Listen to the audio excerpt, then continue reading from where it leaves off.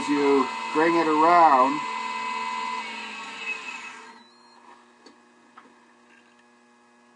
you roll the gouge back so that the flute, by the time you get to the bottom, the flute is basically facing almost straight up.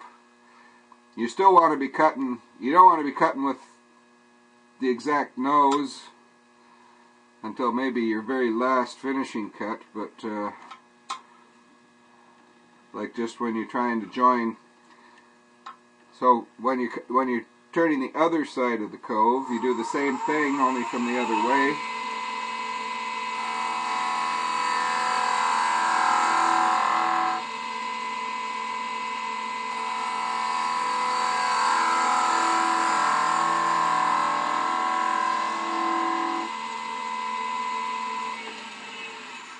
And of course the tricky part is to get them to meet in the middle without leaving a ridge, which I haven't done. I have a ridge there. But I'm getting a real good surface on the wood.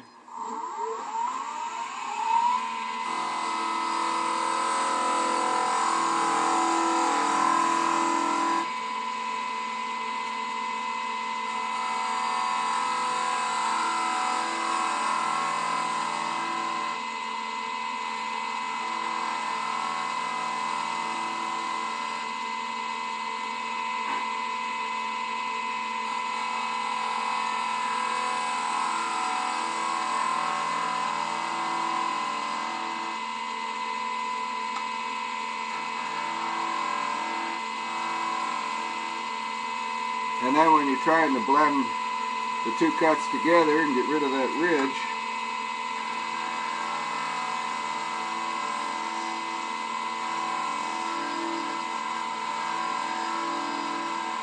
that's when you might be able to get away with using the nose.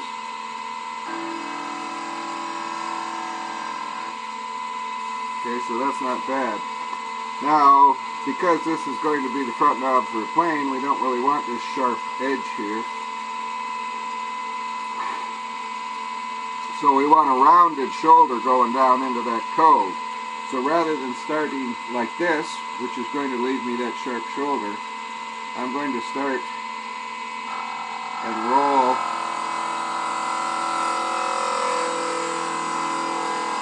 and then roll back. So I start with the flute almost straight up, pick up the cut, and as I come around the corner, I roll the gouge over, and then as I come down to the bottom, I roll it back.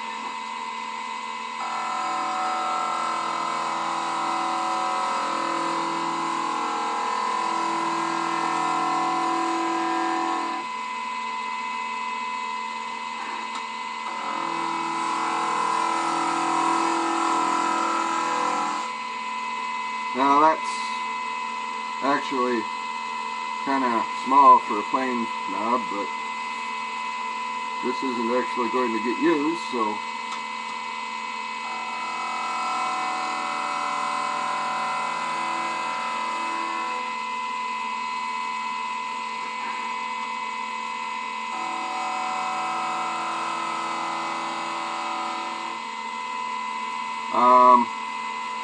now if you want a sharper or a flatter underside, you almost, for me anyway, I almost have to go to the left hand, switch over to a left hand grip, which is not my best side, so that I can swing the gouge handle further to the left.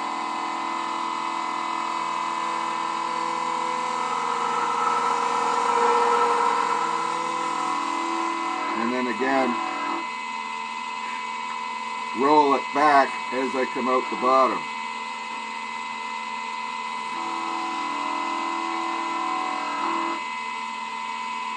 Okay, so now where it's going to attach to the plane, of course, you want it to be smaller than that.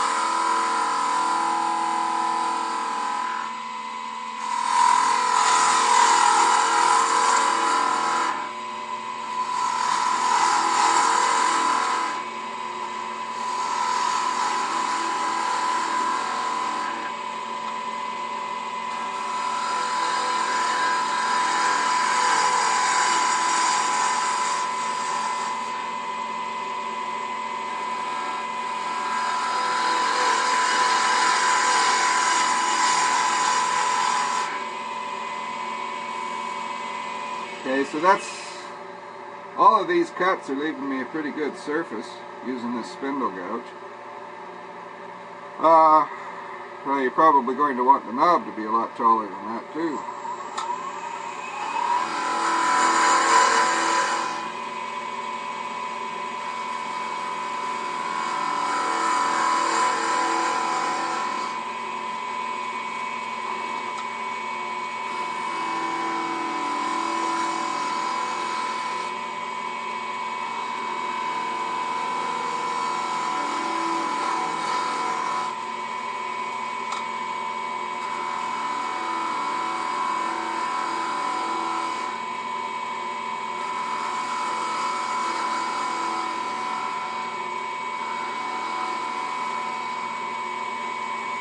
Yeah, I still got that ridge there. I didn't get rid of it.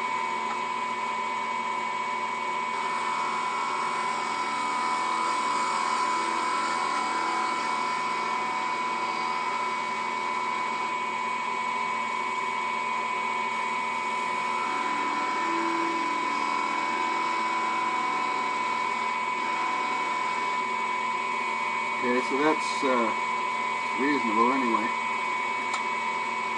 So now, to define the bottom of it,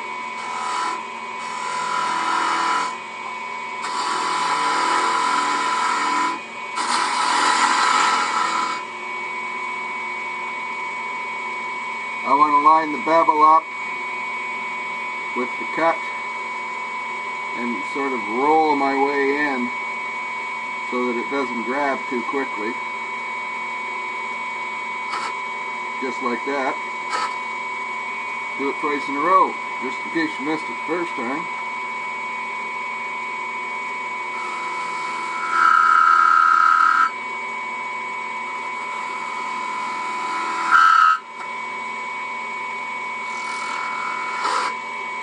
Well, I'm not having much luck doing that.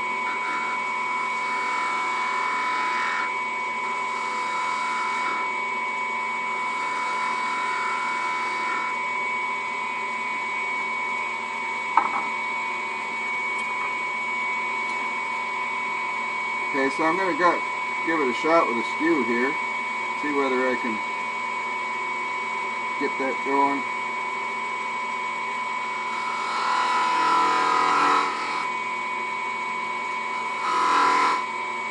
That's better.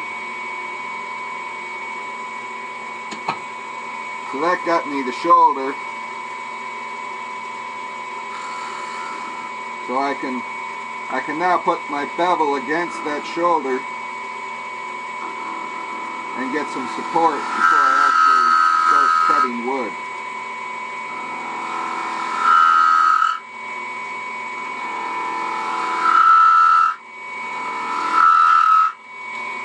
Okay, and since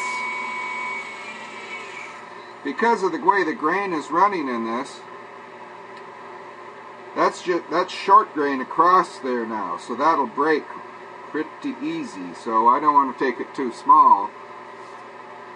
It'd be better to take it off and cut it off with a saw, and then use a bench chisel to pare it flat.